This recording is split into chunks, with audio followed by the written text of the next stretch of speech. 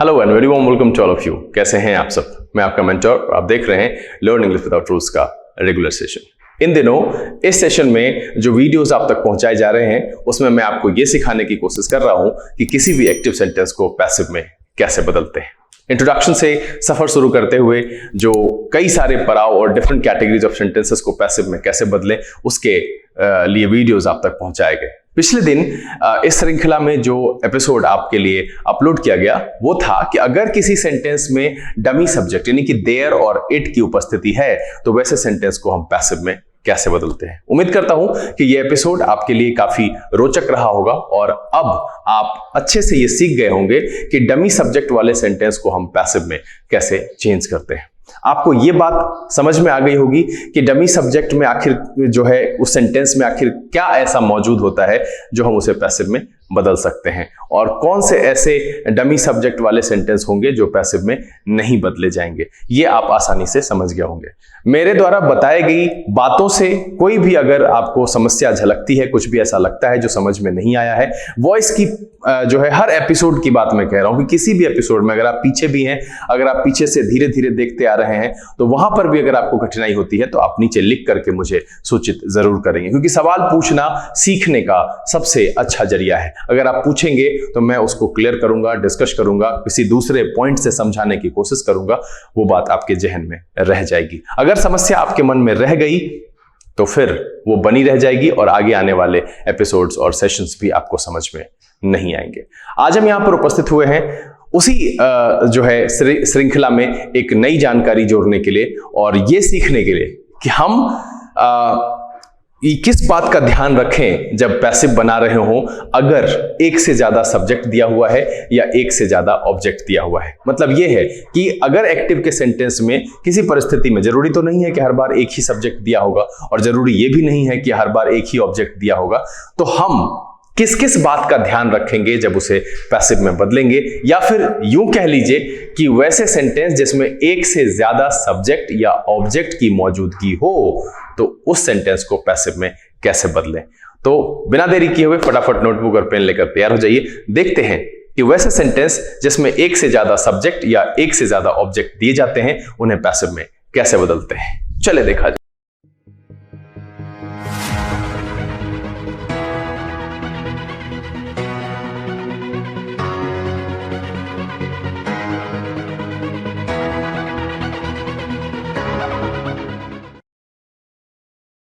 आइए हम आज के सेशन की शुरुआत करते हैं और ये जानने की कोशिश करते हैं कि वैसे सेंटेंस जिसमें एक से ज्यादा सब्जेक्ट या एक से ज्यादा ऑब्जेक्ट की मौजूदगी होती है तो उसे किस प्रकार पैसिव में बदला जाता है, साथ ही किन किन बातों का ध्यान रखा जाता है।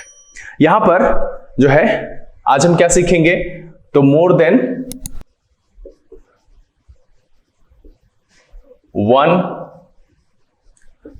सब्जेक्ट और ऑब्जेक्ट। देखिए बहुत जगहों पर आपको यह मिलेगा कि more than one object.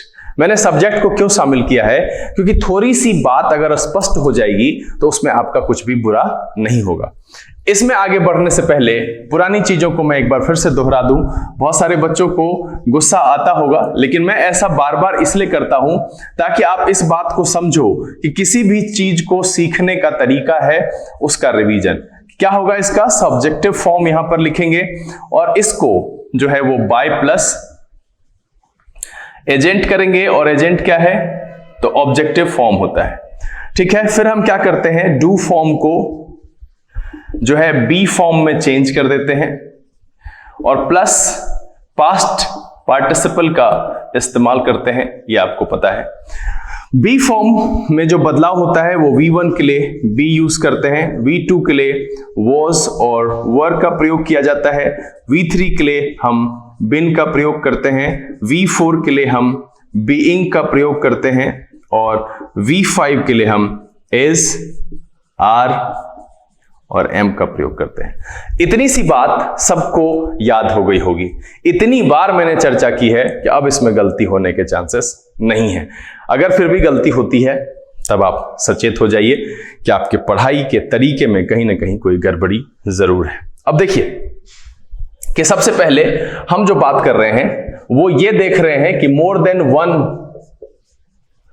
Subject कि क्या क्या स्थिति हो सकती है और उसको हम कैसे बदलेंगे।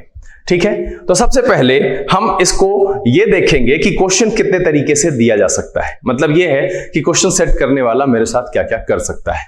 तो देखिए कि सबसे पहले मान लीजिए कि एक से ज्यादा सब्जेक्ट हमने ले लिया।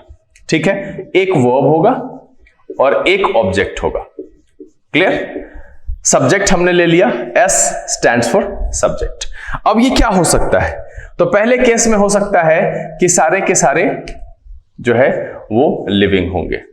ठीक, सारे के सारे लिविंग होंगे। दूसरी परिस्थिति में, मतलब पहले प्रकार का जो सेंटेंस आएगा आपको पैसिव में बनाने के लिए, वो क्या आएगा कि सारे के सारे जो होंगे वो लिविंग हो सकते हैं। दूसरी परिस्थिति कैसी हो सकती है, मैं इसी में मिला देता हूं, नहीं अलग ही लिखें, कंफ्यूज हो जाएंगे इससे। दूसरी परिस्थिति ये हो सकती है कि एक से ज्यादा सब्जेक्ट हमने लिया और जो है उसमें सारे के सारे नॉन लिविंग हो सकते हैं, है ना। सारे के सारे नॉन लिविंग हो सकते हैं, मतलब है नॉन लिविंग, नॉन लिविंग और नॉन लिविंग। मतलब है कि दो प्रकार के सेंटेंसेस आपको मोर देन वन सब्जेक्ट के केस में दिया जा सकता है। और क्या हो सकता है वो? तो पहला हो सकता है सारे के सारे लिविंग हो, दूसरा हो सकता है सारे के सारे नॉन लिविंग हो। फिर आपके मन में आएगा कि क्यों सर मिक्स नहीं दे सकता है? तो आप जरा सोचिए कि क्या ऐसा हो सकता है कि सब्जेक्ट दो जो लिया गया है और जो हमने वर्ब लिया और जो ऑब्जेक्ट लिया, उसमें ऐसा कभी हो सकता है? ये चीज गौर कीजिएगा कि एक लिविंग और एक नॉन लिविंग, ऐसा कभी आएगा? ये ध्यान दीजिएगा, ये ध्यान देने की बात है। बिल्कुल ऐसा नहीं आएगा, इस प्रकार के सेंटेंसेस आपको नहीं दिखेंगे। मतलब ये है कि अगर आपको मोर देन वन सब्जेक्ट का केस है तो वैसी परिस्थिति में ये हो सकता है कि सारे के सारे लिविंग हो या सारे के सारे नॉन लिविंग हो। क्लियर है? ये वाला मिक्स कभी भी नहीं आएगा। आप सेंटेंस खुद भी बना करके सोच सकते हैं, इतने समझदार तो आप हैं। अब देखिए कि इस परिस्थिति में हम क्या करेंगे। इस परिस्थिति में पैसिव बनाते समय क्या जो है अप्लाई करेंगे, क्या ध्यान रखेंगे? कुछ नहीं करेंगे। इसमें जितने भी रहेंगे, सब के सब जितने भी रहेंगे, सब के सब हम एजेंट में तब्दील कर देंगे, है ना। सबको बाय प्लस एजेंट जैसे लिखते हैं, बाय प्लस एजेंट। अब ये नहीं समझिएगा कि सिर्फ इसके लिए है, दोनों के लिए लागू है। इसके साथ भी वही कंडीशन है, इसके साथ भी वही कंडीशन है कि अगर लिविंग दिया हुआ है तो सबको हम बाय के साथ, अगर आप रखना चाहते हैं, मेंशन करना चाहते हैं, सेंटेंस में एजेंट मेंशन करना जरूरी है, कोई नई सूचना है, नया इंफॉर्मेशन है, तो आप उसमें क्या करेंगे कि चूंकि मेरा पैसिव का ऑपरेशन जो है ऑब्जेक्ट के आधार पर होता है, हम ऑब्जेक्ट को सेंटेंस की शुरुआत में रखते हैं और उस आधार पर जो है पैसिव में हम सेंटेंस को बदलते हैं। इसीलिए सब्जेक्ट पैसिव में परिणामी तौर पर जो है वो एजेंट की तरह काम करता है, तो उसको आप सबको बाय के साथ रख करके एजेंट बना देंगे। उसमें कोई फर्क नहीं पड़ता है, चाहे वो नॉन लिविंग हो या लिविंग हो। यहां पर ये बात बहुत आसानी से आपको समझ में आ गई होगी। जैसे कि अगर दिया हुआ है कि Ram, Mohan and Sunil played tennis. अगर ये आपका एक्टिव का सेंटेंस आपको दिया गया है तो कुछ नहीं करना है, आप जैसे बनाते थे नॉर्मल सेंटेंस को वैसे ही बनाएंगे। पैसिव में क्या करेंगे, हम उधर से लेकर के आएंगे टेनिस, इसके साथ जो है इज लगेगा, क्योंकि यहां पर देखिए यहां जो है V2 है तो इज नहीं लगेगा, वॉज लगेगा, है ना। टेनिस वॉज, और उसके बाद क्या हो जाएगा, इसका पास्ट पार्टिसिपल प्लेड। अब यहां पर क्या है कि अगर आप यहां लिखना चाहते हैं इतना, तो आपका पैसिव इतना ही बन जाएगा, इतने में समाप्त हो जाएगा। एक से ज्यादा सब्जेक्ट हो, चाहे वो लिविंग हो या नॉन लिविंग हो, क्या फर्क पड़ता है। पैसिव तो हम ऑब्जेक्ट के आधार पर बनाते हैं। ऐसे अगर आप चाहें तो लिख सकते हैं बाय राम, मोहन एंड सुनील। अगर आप एजेंट मेंशन करेंगे तो वही करेंगे जो आप पैसिव के कंसेप्ट में करते आए हैं कि हम बाय के साथ एजेंट लिखते हैं, और एजेंट क्या होता है, तो एक्टिव का सब्जेक्ट होता है। तो एक से ज्यादा की संख्या में होगी तो भी कोई फर्क नहीं पड़ता है, सारे के सारे को उठा करके हम अंत में रख देंगे। अगर यहीं पर जो है यू, राम एंड आई होता इधर चेंज कर देते, उसी तरीके से जो है यू का यू ही होता है, राम का राम होता है, आई का मी हो जाता है, तो वो ऑब्जेक्टिव फॉर्म में चेंज हो जाता है। चूंकि ये नाम है तो इसलिए मैंने वैसे ही रख दिया। मैं समझता हूं कि आपको ये लगता होगा कि इतने देर जो आप बात किए ये अनुचित है। आपके लिए ये भले ही अनुचित लग सकता है क्योंकि इस पर जो है सब लोग जानते हैं, लेकिन ये बात आप जानते थे। आपके मन में एक बात तो क्लियर हुई ना कि एक से ज्यादा सब्जेक्ट होगा तो उसकी दो ही परिस्थिति हो सकती है, या तो सारे के सारे लिविंग हो सकते हैं या सारे के सारे नॉन लिविंग हो सकते हैं। मिक्स करके कभी भी नहीं देगा, और दिया गया है तो वो संभव नहीं है। चलिए अब यहां पर जो है हम इसका दूसरा पैटर्न देखेंगे, और दूसरा पैटर्न जो है फिर उसमें हम जांच करेंगे दूसरे पैटर्न में भी कि क्या जो सेंटेंस है उसमें यहां पर सब्जेक्ट की जगह जो है अब हम ऑब्जेक्ट को रखते हैं, मोर देन वन ऑब्जेक्ट। अब हम इसमें भी जांच करेंगे कि क्या कितने तरीके के सेंटेंस हो सकते हैं, ऑब्जेक्ट जो है कितने तरह का हो सकता है, ऑब्जेक्ट लिविंग हो सकता है, नॉन लिविंग हो सकता है। तो इन सारी चीजों को ध्यान रखते हुए हम पहले सेंटेंस की बात कर लेते हैं। तो पहला सेंटेंस उसी तरीके से हम एक सब्जेक्ट ले लेते हैं, ठीक है। अब हम सब्जेक्ट को कंसिडर नहीं कर रहे हैं, अब हम विचार करने के लिए आए हैं जो है ऑब्जेक्ट पर। तो एक से ज्यादा ऑब्जेक्ट हम पहले यहां पर रख लेते हैं, ठीक है। Object, object and object. एक से ज्यादा के केस में क्या हो सकता है कि सारे के सारे नॉन लिविंग हो सकते हैं। अब कहेगा सर कैसे? अब मैं इस पर विशेष करके एग्जाम्पल के साथ बताऊंगा, क्योंकि यही जो है सबसे ज्यादा पूछा जाता है, यही आपको देखने के लिए मिलेगा। मोर देन वन सब्जेक्ट वाला मैं इसलिए बताया कि जब आप लिखते हो तो आप वैसी गलती नहीं करना, बिल्कुल ये चीज बताने के लिए मैंने इसको बताया। अब देखिए कि सारे के सारे नॉन लिविंग हो सकते हैं। जैसे क्या हो जाएगा कि आप अगर इसको देखेंगे तो सीधा कहेंगे दे टीच, ठीक है, इंग्लिश, बायोलॉजी एंड केमिस्ट्री। देखिए अब इसमें आपका जो सब्जेक्ट है, जो वर्ब है, जो ऑब्जेक्ट है, देखिए यहां पर क्या है कि ये आपका सब्जेक्ट है, ये आपका वर्ब है, और इसमें जो ऑब्जेक्ट है 3 है। और कहीं कि सर आप 3 ही क्यों लिया, आप 5 ले लो। मैं यहां पर इसलिए 3 लिया कि मैंने कहा मोर देन वन, तो मैंने 2 नहीं रखा, 3 रखा। आपको जो रखना है, जितना रखना है, समझने की बात है, बस आप बात समझ लीजिए। तो यहां पर क्या हो गया कि they teach English, biology, chemistry. तो ये 3 जो है नॉन लिविंग ऑब्जेक्ट मेरे पास यहां पर दिया हुआ है। इसको बदलते समय मैं बताते चलता हूं कि करना क्या है। तो ध्यान रखना है वो कि जब हम इसको लेकर के आते हैं इधर की तरफ, तो हम तीनों को ले आएंगे, सेम तीनों को ले आएंगे, बस और कुछ नहीं करेंगे। और जो आप लगाते हो ये बेसिक ऑपरेशन जो अप्लाई करते हो, ठीक है, वो पैसिव कन्वर्जन का जो आप स्टेप अप्लाई करते हो वही करना है। बस ये ध्यान रखना है कि अगर नॉन लिविंग है तो उसको क्या करना है, कॉपी कर लेना है ना। यूज हियर, है ना, एज सब्जेक्ट ऑफ पैसिव। मतलब क्या है कि अगर जितना दिया हुआ है कि आप सबको उठा करके इधर ले आएंगे। सिंपल सी बात है कि इंग्लिश, बायोलॉजी, केमिस्ट्री सबको उठा करके हम शुरू में ले जाएंगे, और इसको जब आप पैसिव में चेंज करेंगे तो देखिए क्या हो जाएगा, English, biology and chemistry.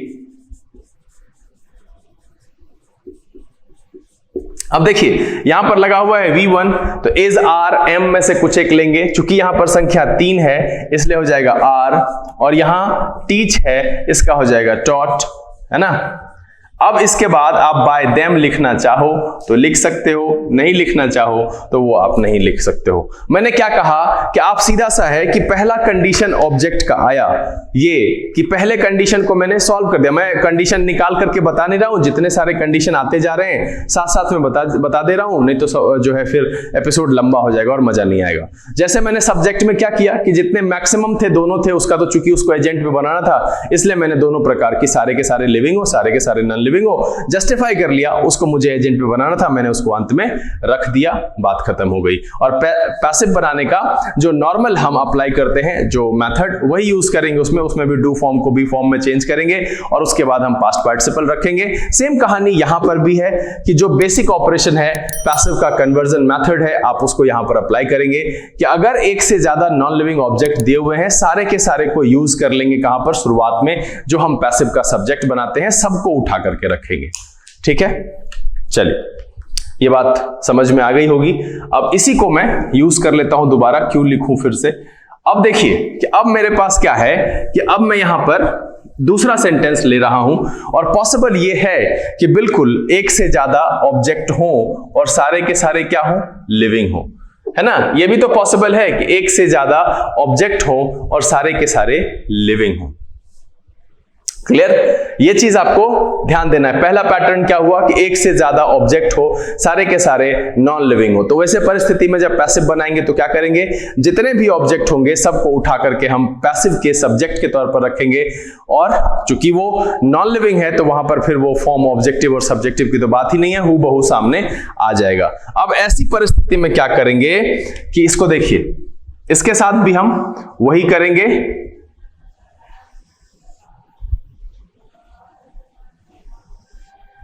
Use here, मतलब बस उसी तरह से लाएंगे। ठीक, दूसरी बात यहां पर क्या है कि ये ध्यान रखना है, फॉलो 2 3 1 पैटर्न। अब देखिए कि नए बच्चों को ये सदमा दे सकता है कि 2 3 1 पैटर्न क्या है। तो एग्जाम्पल से मैं आपको बता देता हूं। यहां जो 2 है इसका मतलब है सेकेंड पर्सन, ठीक है, इसका मतलब है सेकेंड पर्सन। यहां जो 3 है इसका मतलब है थर्ड पर्सन और यहां जो 1 है इसका मतलब है फर्स्ट पर्सन। अब देखिए यहां पर यह चीज ध्यान रखना है कि बाकी सारी चीजें सेम होंगी, सारे बेसिक ऑपरेशंस जो आप पैसिव बनाते समय जो एक्सचेंज करते थे वो एक्सचेंज कर ही रहे हैं, साथ में जो आपका वर्ब का जो डू फॉर्म है उसको बी फॉर्म में चेंज कर ही रहे हैं, उसके बाद पास्ट पार्टिसिपल लिख रहे हैं, वो सब यहां पे लागू होगा। बस एक बात का ध्यान रखना है कि सारे के सारे लिविंग हैं और लिविंग के केस में क्या हो सकता है कि वो सेकेंड पर्सन का हो सकता है, थर्ड पर्सन का हो सकता है, फर्स्ट पर्सन का हो सकता है। एक एग्जांपल आपको हम दिखाते हैं। एग्जांपल आप देखिए कि दे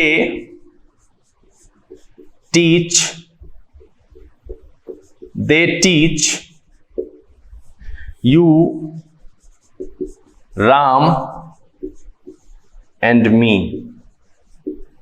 देखिए इस तरीके से हो सकता है कि they teach you Ram and me. ये चीज आपको ध्यान रखना है कि देखिए यू सेकेंड पर्सन है, राम थर्ड पर्सन है और मी फर्स्ट पर्सन है। अब एक चीज ये ध्यान रखिए, कई सर आप पहले से तो लिख रखे हैं, आपको आप चूंकि मैंने नहीं पढ़ाया है प्रोनाउन चैप्टर तो इसीलिए मैं ये बताया नहीं हूं, मैं बता देता हूं कि जब एक से ज्यादा प्रोनाउन सेंटेंस में इस्तेमाल किए जाते हैं तो उसका पैटर्न जो हम फॉलो करते हैं वो हम फॉलो करते हैं, यहां पर मैं लिख करके बताता हूं कि वो फॉलो करते हैं 2 3 1। अगर 2 की मौजूदगी नहीं है तो हम फॉलो करेंगे 3 1, अगर 2 उपस्थित नहीं है तो हम फॉलो करेंगे 3 1। मतलब इसी तरीके से लिखेंगे। अगर कोई फेसबुकिया स्टाइल में देखते हैं फेसबुक पे लिखता है मी एंड माय फ्रेंड, वो गलत है।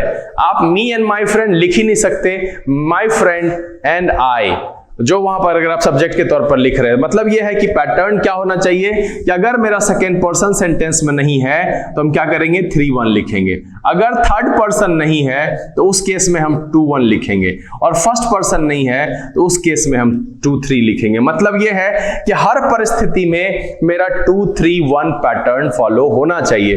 अब एक बार फिर से सुन लीजिए कि अगर एक से ज्यादा प्रोनाउन सेंटेंस में इस्तेमाल हो और वो डिफरेंट जो है पोर्शन के हो, मतलब फर्स्ट पर्सन के हो, सेकेंड पर्सन के हो, थर्ड पर्सन के हो, एटलीस्ट 2 हो और दोनों अलग अलग पर्सन के हो, तो उसका क्रम यही होगा कि अगर एक साथ में है तो 2 3 1 ही लिखना है। इस पर विशेष बात हम प्रोनाउन चैप्टर में करेंगे कि इसके पीछे क्या कंसेप्ट है, क्यों ऐसा करते हैं। तो सबसे पहले 2 3 1 करेंगे। अगर मान लीजिए कि 2 ही है और सेकेंड पर्सन ग्रुप में नहीं है तो हम थर्ड पर्सन पहले लिखेंगे, उसके बाद फर्स्ट पर्सन लिखेंगे।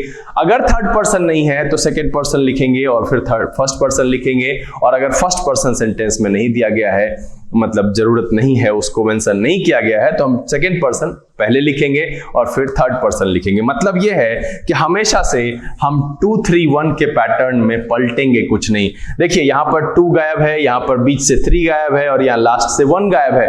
मतलब यह है कि जिसका जो पोजीशन है वो वहां से गायब हो जाए, बट जिसका है जो बचा हुआ है उसको हम उसी पैटर्न के साथ इस्तेमाल करेंगे। और यही चीज आपको यहां पर ध्यान रखनी है कि लिविंग ऑब्जेक्ट के केस में आप सारे ऑब्जेक्ट को उठा करके सब्जेक्ट की जगह पर रखिए, लेकिन यह ध्यान रखिएगा कि ये पैटर्न ब्रेक नहीं होना चाहिए जो पैटर्न है। तो यहां पर क्या हो जाएगा, हम यहां पर लिखेंगे पहले यू, फिर लिखेंगे राम एंड आई। अब देखिए कि ये पहले से पैटर्न में था और अभी भी जो हमने लिखा है वो पैटर्न में है, 2 3 और 1 के पैटर्न में है। मैं इसलिए बता रहा हूं कि एग्जामिनेशन में जब ऑप्शन देगा तो इस पैटर्न को पलट करके ऑप्शन आपको दे सकता है और फिर आपको कहेगा कि इसका आंसर कौन सा है। तो ये मत सोचिएगा कि भाई इधर तो यू राम और आई है तो इधर भी तो है, ये वहां पर जरूर जांचिएगा कि क्या वो पैटर्न को फॉलो कराया है, क्या उसी पैटर्न में लिखा है। बिल्कुल इसी पैटर्न को फॉलो करेगा। तो 2 3 1, ठीक है।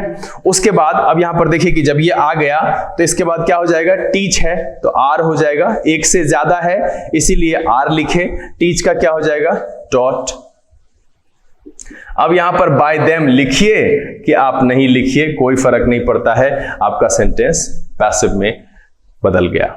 क्लियर है कि नॉन लिविंग के केस में इन सब चीजों की कोई बात नहीं है। नॉन लिविंग अगर एक से ज्यादा ऑब्जेक्ट है, सारे के सारे नॉन लिविंग है, उस परिस्थिति में उसको उठा करके हमको क्या करना है, शुरुआत में पैसिव के सब्जेक्ट के तौर पर इस्तेमाल करना है। बाकी जो पैसिव कन्वर्जन में हम अप्लाई करते हैं उन्हीं को अप्लाई करना है, सेंटेंस आपका पैसिव में चेंज हो जाएगा।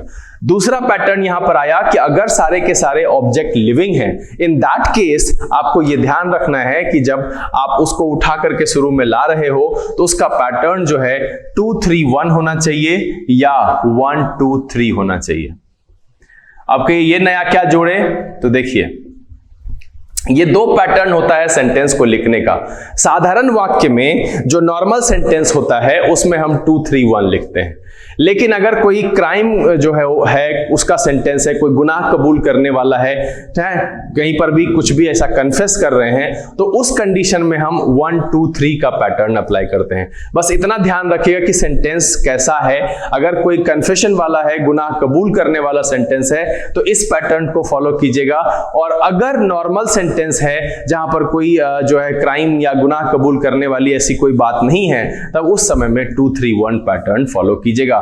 यहां पर भी वही है कि अगर 2 ही होगा तो फर्स्ट अपनी जगह से गायब होगा तो पैटर्न 2 3 होगा, सेकंड अपनी जगह से गायब होगा तो पैटर्न 1 3 होगा, और थर्ड अपनी जगह से गायब होगा तो पैटर्न 1 2 होगा। बस ध्यान इतना रखना है इस दोनों पैटर्न में कि इलीगल मैटर, क्राइम और कन्फेशन, उस केस में हम 1 2 3 पैटर्न यूज करेंगे। अगर आपका एक्टिव का सेंटेंस कोई कन्फेशन वाला है, कुछ भी ऐसा है, किसी क्राइम या किसी इलीगल मैटर का है जहां पर आपको ये लगता है, इन दैट केस आप 1 2 3 फॉलो करेंगे। अदरवाइज जो है 2 3 1 नॉर्मल एक्टिविटी में फॉलो किया जाता है। ये ध्यान रखना है कि पहले सेकेंड पर्सन, फिर थर्ड पर्सन, फिर फर्स्ट पर्सन, और इसको फॉलो करते हुए जो पैसिव बदलने का आपको तरीका मैंने सिखाया है वही उस पर अप्लाई करना है। आपका सेंटेंस पैसिव में चेंज हो जाएगा। उम्मीद करते हैं कि मोर देन वन ऑब्जेक्ट में ये जो 2 पैटर्न आए, एक लिविंग वाले एक नॉन लिविंग वाले, दोनों को आप बखूबी समझ गए होंगे। चलिए अब इसमें क्या मिक्स संभव है, क्या मिक्स वाला संभव है, ठीक है ना। More than one object bracket में दे दें, both living and non living.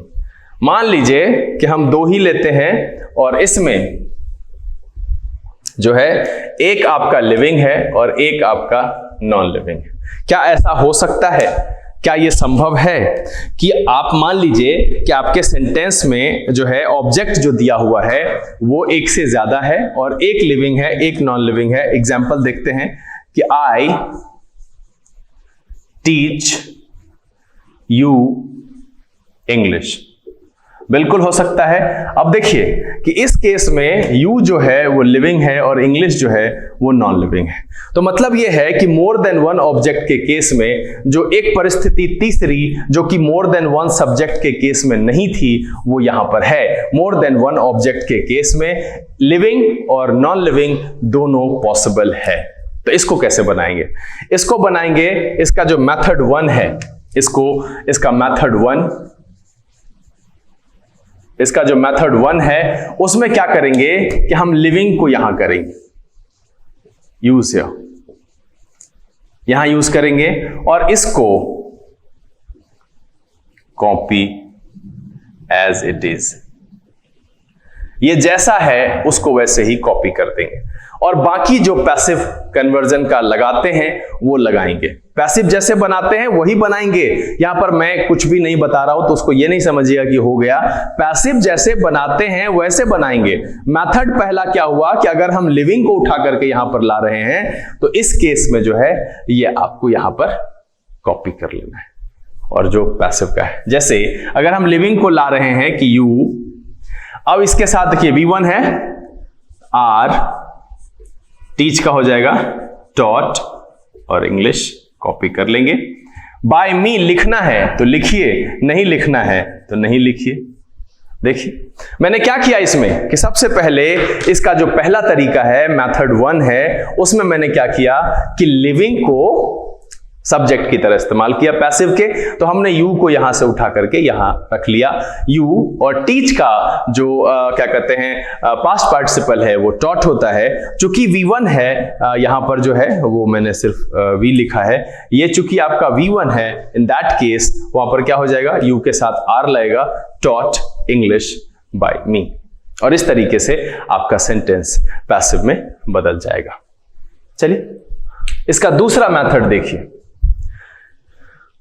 दूसरे मेथड में क्या करते हैं कि हम इसको इस्तेमाल करते हैं, हम नॉन लिविंग को यूज करते हैं, इसको यहां यूज करते हैं, यूज हियर। ये आपका, या इसको मेथड 1 नहीं पैसिव 1 लिखिए, पैसिव 1 है, यूज यहां करते हैं और इसको जो है वो 2 प्लस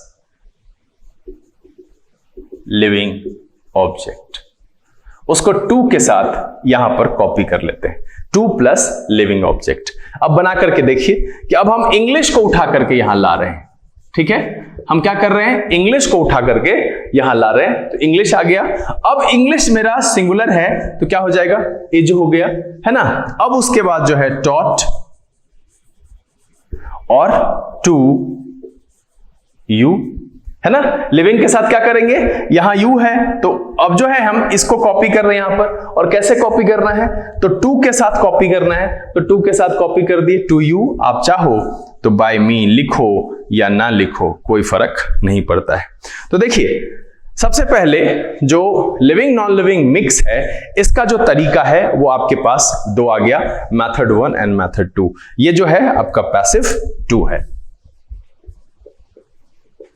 मतलब ये कि मिक्स वाले 2 तरीके से बनाए जा सकते हैं। एक तरीका है कि नॉन लिविंग को आप सब्जेक्ट बना लो पैसिव का और लिविंग को 2 के साथ कॉपी कर दो, या नहीं तो लिविंग को आप पैसिव का सब्जेक्ट बना लो और नॉन लिविंग को वैसे जैसे वो है एज इट इज कॉपी कर दो। बाकी जो पैसिव कन्वर्जन का तरीका है वो उस पर अप्लाई करो, सेंटेंस आपका पैसिव में चेंज हो जाएगा। अब रही बात एक जो है समरी, हम आपको यहां पर बता दें। आज के एपिसोड में जो मैंने आपको बताया उस पर बात की, एक से ज्यादा सब्जेक्ट और एक से ज्यादा ऑब्जेक्ट होने की परिस्थिति में हम क्या करेंगे। हमने ये जांचा कि एक से ज्यादा सब्जेक्ट संभव है, लेकिन किस किस प्रकार का, सारा लिविंग सारा नॉन लिविंग, लिविंग और नॉन लिविंग मिक्स करके सब्जेक्ट संभव नहीं है। मतलब यह है कि मोर देन 1 सब्जेक्ट के कंडीशन में 2 केस मेरे पास आएगा, या तो सारे सब्जेक्ट लिविंग वाले आ सकते हैं या सारे सब्जेक्ट नॉन लिविंग वाले आएंगे। इसमें कोई फर्क नहीं पड़ेगा। पैसिव का वही तरीका जो मेरा पुराना ट्रेडिशनल मेथड है, हम वही अप्लाई करेंगे। सब्जेक्ट को हम एजेंट की तरह बदलते हैं, एजेंट में बदल करके रख देते हैं। तो एक सब्जेक्ट हो या एक से ज्यादा सब्जेक्ट हो, लिविंग हो या नॉन लिविंग हो, क्या फर्क पड़ता है, हम सबको उठा करके एजेंट बनाएंगे। अगर लिखने की जरूरत पड़ेगी तो लिखेंगे, अदरवाइज एजेंट तो लिखते ही नहीं है। दूसरा केस आया मोर देन वन ऑब्जेक्ट वाला। उसमें 3 परिस्थितियां मेरे सामने आई। First one is non living, कि मतलब एक से ज्यादा ऑब्जेक्ट हो, सारे के सारे नॉन लिविंग हो। तो उस परिस्थिति में मैंने क्या कहा कि पैसिव बनाते समय सारे नॉन लिविंग जो आपके ऑब्जेक्ट हैं उसको आप सब्जेक्ट की जगह पर रख लो, और पैसिव का जो बेसिक ऑपरेशन है, जो डू फॉर्म को बी फॉर्म में, वो सारा वैसा ही रहेगा, उसको बदल देते हैं। क्लियर है। दूसरी परिस्थिति आई कि सारे के सारे लिविंग हो। वैसी परिस्थिति में करना तो वही है कि सारे लिविंग ऑब्जेक्ट्स को पैसिव का सब्जेक्ट बना देना है, और उसमें ध्यान ये रखना है कि 1 2 3 पैटर्न है ना, कि कोई भी इलीगल मैटर, कन्फेशन, क्राइम, उस केस में फॉलो करेंगे। नॉर्मल सेंटेंस है, नॉर्मल कंडीशन में 2 3 1, यानी कि सेकंड पर्सन पहले, थर्ड पर्सन उसके बाद, फर्स्ट पर्सन सबसे अंत में, इसी पैटर्न में लिख करके पैसिव बनाएंगे। Basic operation do form be form change करेंगे, बट ध्यान रखना है कि लिविंग ऑब्जेक्ट्स को अगर आप पैसिव में सब्जेक्ट बना रहे हैं तो 2 3 1 पैटर्न फॉलो करना पड़ेगा। तीसरा और आखिरी जो आया कि both living and non living अगर मिक्स हो, बिल्कुल ऐसा हो सकता है। मेरे पास एग्जांपल है कि आई टीच यू इंग्लिश। अगर इस तरीके का सेंटेंस आपको देगा तो ये 2 तरीके से बनता है। ये दूसरा मेथड आपके सामने है, पहला मेथड मैं इरेज कर चुका हूं। पहले मेथड में मैंने कहा कि आप कर सकते हो कि लिविंग को आप जो है पैसिव का सब्जेक्ट बना लो। अगर आप लिविंग को पैसिव का सब्जेक्ट बना लोगे तो नॉन लिविंग को कॉपी वही कर देना जहां वो है, और जो पैसिव का कन्वर्जन का जो ऑपरेशन है डू फॉर्म बी फॉर्म वैसे ही लगता है। जैसे यहां देखिए एग्जांपल कि आई टीच यू इंग्लिश, हमने यू को यहां रखा, टीच V1 है, आर लगेगा, यू आर टॉट। इंग्लिश को देखिए मैंने वैसे कॉपी कर दिया। एजेंट आपको लिखना है तो लिखिए, कोई दिक्कत नहीं है। दूसरी परिस्थिति जो मेथड 2 है, पहली बार हमने लिविंग को बनाया, अब दूसरी बार में हम नॉन लिविंग को जो है वो क्या करेंगे, पैसिव में सब्जेक्ट के तौर पर इस्तेमाल करेंगे। उस परिस्थिति में लिविंग के साथ 2 प्रेपोजिशन जोड़कर पैसिव वाले सेंटेंस में रख देंगे, जैसा कि यहां पर मैंने किया कि English is taught to you by me लिखना है तो लिखिए। बड़ा ही आसान था। उम्मीद करता हूं कि बहुत सारी दुविधा यहां पर मैं आपकी समाप्त कर पाने में सफल हुआ होऊंगा, और आपको ये एपिसोड काफी रोचक लगा होगा, और ये बहुत कुछ इसमें सीखने के लिए आपको मिला। अगर ये वीडियो आपको अच्छा लगा आप इसे लाइक कर दें। अगर आपने चैनल सब्सक्राइब नहीं किया है प्लीज सब्सक्राइब कर लीजिए, और बेल आइकन जरूर प्रेस कीजिएगा ताकि यहां से अपलोड की गई वीडियो की नोटिफिकेशन आपको मिले, आपका कोई भी सेशन मिस ना हो। जो लोग यहां पर पहले से जुड़े हुए हैं वो इसे ज्यादा से ज्यादा सोशल नेटवर्किंग साइट पर शेयर करें। पढ़ें, पढ़ाएं, खुश रहें, मस्त रहें। आपको पता ही है कि हर एक एपिसोड की तरह इस एपिसोड के अंत में भी प्रीवियस ईयर का सेट लगा हुआ है, नीचे डिस्क्रिप्शन में उसका लिंक है, आप उसे डाउनलोड करिए, बना करके तैयार रहिए। उसके सोल्यूशन के साथ भी हम क्रम में वहां पहुंचने पर जरूर आपके सामने उपस्थित होंगे। परीक्षा की घड़ी है, वैसे अभी परीक्षा चल रही है। आज भी जो है IBPS PO का जो पहली प्रिलिमिनरी टेस्ट थी उसका जो पहली तिथि थी उसकी परीक्षा हो चुकी है। 10 को फिर है, 11 को है। छोड़ना नहीं है, डटे रहिए। जो मैंने कहा था उस आधार पर आप प्रैक्टिस करके देखिए कि क्या आप वो कर पाते हैं। और यहां पर जिन बच्चों ने IBPS के लिए नहीं पढ़ा है, क्लर्क के लिए पढ़ा है, या अगले आने वाले वर्षों में परीक्षा देने वाले हैं, या SSC वगैरह की तैयारी कर रहे हैं, तो हिम्मत हारने की जरूरत नहीं है, या फिर फुर्सत के क्षणों में कोई भी काम नहीं है तो आप भी ऐसे ही समय बर्बाद करके अपने किस्मत की बर्बादी को आमंत्रण ना दें। प्लीज मस्त मजे करिए, घर में रहिए, स्वस्थ रहिए, लेकिन पढ़िए जरूर, ये बहुत जरूरी है। अगले दिन फिर एक रोचक एपिसोड के साथ आपके सामने उपस्थित होते हैं। तब तक के लिए लर्न इंग्लिश विदाउट रूल्स के सीजन से this is BK Singh signing off. Keep reading, keep practising. Thank you, God bless you.